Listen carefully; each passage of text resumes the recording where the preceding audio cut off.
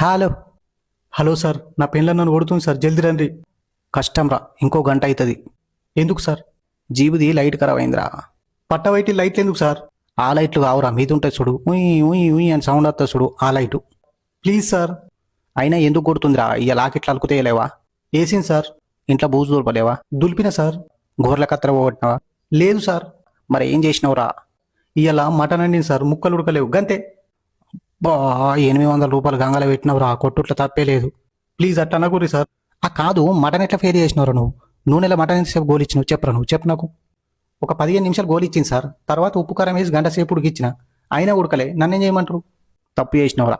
ముక్కలు మెత్తగా అయ్యాక నూనెలో గోలియాలరా. ఆ ఉడికినట్టు అనిపిస్తేనే ఉప్పు కారం వేసి నీళ్ళు పోయాలి. తర్వాత నువ్వు గంట అవసరం లే, ఒక్క 20 నిమిషాల నుంచి నేయాలి, కూర అయిపోతుంది. ఇప్పుడు ఏం చేయాలి సార్?